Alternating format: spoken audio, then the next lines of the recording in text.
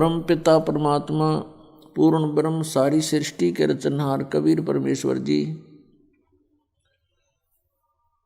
ये हमें तत्व ज्ञान कराने के लिए,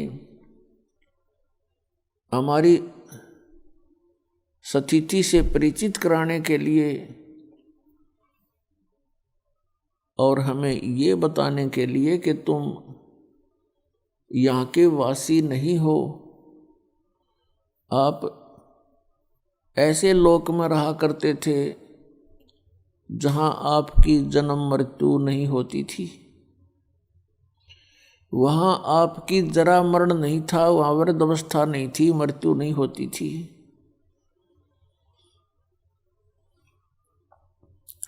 वहाँ किसी वस्तु का अभाव नहीं है। उस सतलोक में आप रहा करते थे। आप अपनी गलती के कारण यहाँ भवसागर में गिर गए, अब वापस चलो। अब जिस लोक में आप रह रहे हो ये लोक अच्छा नहीं है, यहाँ कोई प्राणी सुखी नहीं है, यहाँ का भगवान ये परमात्मा नहीं है, ये श्रेष्ठ आत्मा नहीं है। आपके ऊपर कितने कैर टूट रहे हैं और जिसको तुम परमात्मा कहकर पुकारते रहते हो तुम्हें कोई राहत नहीं मिलती। जो परमात्मा है उसका आपको ज्ञान नहीं। वो परमात्मा कौन है? वो काशी में आए थे कबीर जुलाहा धानक। ये वो परमात्मा है जो सर्व सुखदाई हैं, सर्व पाप नाशक हैं, पूर्ण मोक्षदायक हैं, हम सबके जनक हैं, हम सबके पिता हैं। अपनों का अपनों को दुख होता है,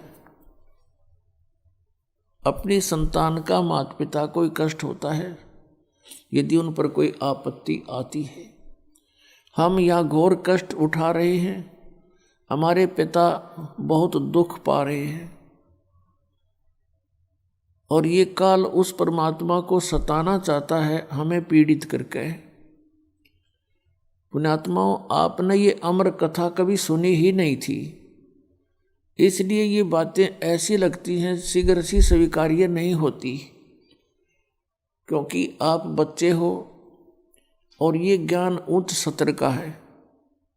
छोटे बच्चे माता पिता से कुछ वचन सुनते भी हैं तो उनकी बुद्धि ग्रहण नहीं करती शीघ्र सी।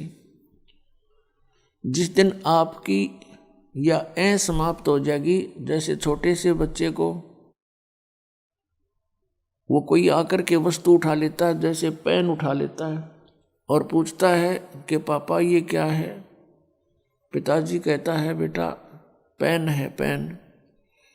फिर कहता है ऐ? फिर कहता पेन है बेटा पेन।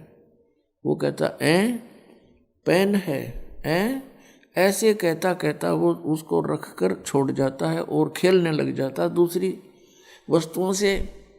वो ये समझ नहीं पा रहा पिताजी कहना क्या चाह रहे हैं कि ये क्या चीज़ है। पिताजी तो बता ही रहे हैं कि पेन है। तो वो अभी उसकी बुद्धि इतनी बनी नहीं है कि उसको ग्रहण कर ले पिताजी क्या बता रहे। और जब वो थोड़ा सा बड़ा हो जाता है, उसका माइंड विकसित हो जाता है, तो फिर उसको कहते बेटा पेन लाना उठा के, वो दौड़ा जाता है, दौड़ी जाती है बेटी है या बेटा, और उठा के ला के रख देता है। तो ऐसे अभी आप इस ज्ञान को जो दास आपको बार बार सुना रहा है, इसको जल्दी से ग्रहण नहीं कर पाओगे, क्योंकि आप अभी बच्चे हो भक्ति मार्ग में। और जब आपकी यह ऐ मिट जाएगी, आपकी आंखों से आंसू बहा करेंगे कि हम कितने नालायक, देखी तामरे, या सपने में भी सुख को नहीं, जागरण में तो होगा कहाँ से। हमने सुख ढूंढ लिया, सिनेमा देख लिया, गुटी ला ली, कार ले ली, कोठी ले ली, अंदर से ज्यों की तू आग लगी रहती है प्रत्येक प्राणी में। परमात्मा कहते ब्रह्मांड 2100 आग लगी है और ये कृत्रिम बाजी सब ठगी है। काल ने ठग रखा, तुम्हारे को धोखा दे रखे। लेकिन यह आपका समझ में नहीं आती, क्योंकि भांग घनी प्यार रखी इसने। कबीर साहब कहते हैं, कबीर ये माया अटपटी सब गट आन अड़ी, और किस किस न समझाऊं या कुएं भांग पड़ी। इस 21 ब्रह्मांड के कुएं में इस काल ने ये अज्ञान रूपी और झूठे, यहाँ लालच लोभ वाली झूठे सुख वाली भांग प्यार रखी है आपको, और ये नशा घना हो गया। हमें बिल्कुल भी ज्ञान नहीं, इतना जरा सा भी नॉलेज नहीं है अध्यात्म मार्ग का, नहीं तो हम इस अनमोल मनुष्य जीवन को यूं बर्बाद नहीं कर सकते। जैसे आप देख रहे हो, हम देखते हैं जिनको बहुत बड़े आदमी हैं, हम बड़ा किसको मानते हैं कि किसी के पास कोई छोटी सी पोस्ट हो, कोई मंत्री बन गया, कोई प्रधानमंत्री, ये कोई सौदा ना है इसका इस भक्ति मार्ग में। ये तो एक गरीब व्यक्ति, निर्धन, रिक्शा चालक, मजदूर, कस्सी, किस बजाने वाला, किसान, या और कोई भी शॉपकीपर, मजदूर, छोटा सा भी, और वो इस नाम से जुड़ा हुआ है।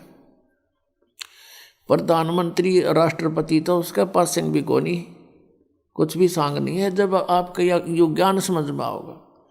कबीर साहब कहते, कबीर सब जग निर्धना धनवंता नहीं कोई, धनवंता सो जाड़ियां जिस पर राम नाम धन होई। तो हम इस धन से परिचित नहीं, हम यहाँ के इस झूठे धन से परिचित हैं, और इसी में अपनी शानो शौकत बनाने में लगे रहते हैं। आप देखते हो, माया जोड़ते जोड़ते कोठी बना ली, फैक्ट्री लगा ली, मृत्यु होगी 1 सेकंड में।